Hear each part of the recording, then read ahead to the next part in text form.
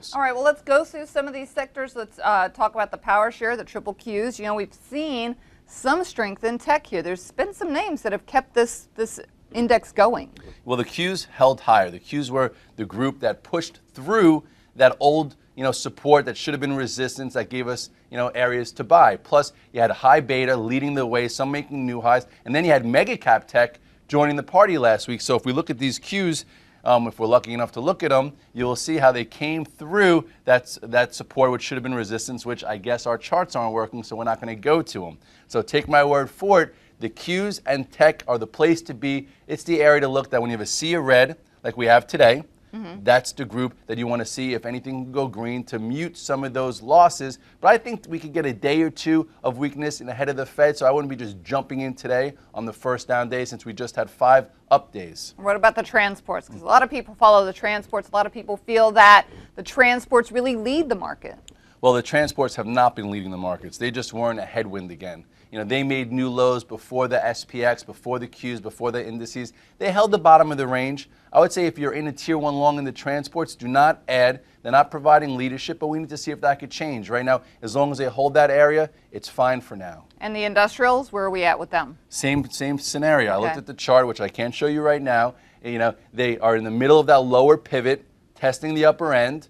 Just make sure that they could hold higher. Okay, some of these had a catch-up move last week. I don't like to play catch-up moves, but when you get day 4 and 5 of a rally, the lower tier groups tend to broaden out and you get more participation. That's what we saw with the transports. That's what we saw with the industrials. So as long as they stay in these lower ranges and absorb these headlines, just stay in tier 1. Okay, we got to cover the financials because so many traders feel that you have to really have a rally in the financials to get this real rally going.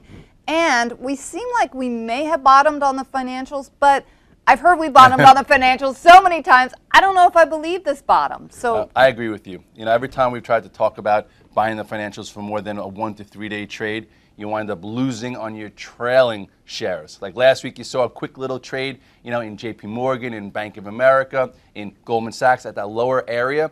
XLF held 12 again. But now, on Friday, they gapped up, went lower, a little reversal pattern, and now they look like, they're in no man's land. So watch the XLF. As long as they stay above 12, it won't be, a headwind, but it would be nice to get some wind in our backs, and we'll see that if they start to break higher, but that hasn't happened yet. All right, so we're going to keep that on the back burner because you may want to get overweight in those financials, but hold off, wait a bit.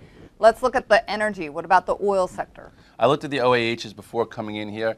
The OAHs, the XLI, and the transports all look the same. They all kind of look like the S&P, where they're in this lower range. They just came off the lows. They're testing the upper area, but they haven't really broken out. They haven't tested that, the old resistance or support with the neckline from that Head and Shoulders top. So for those are kind of lagging or in line with the indices. They're not showing relative strength. I like to play the relative strength. I like to play the fastest moving stocks. So we'll get back to those when we come back after this commercial break. Right, Scott. As you said, we've been talking about all these sectors and ETFs and bottoms, but there are stocks that have done well, and after the commercial, we'll talk about them.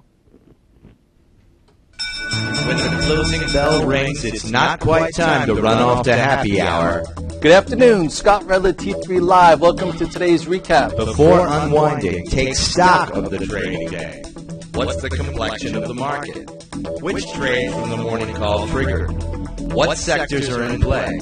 And where will the opportunities be tomorrow? Scott Redler covers it all in the T3 Live Daily Recap video. The T3 Live Daily Recap airs every day after the close. As far as these markets are concerned, we got to take off those glasses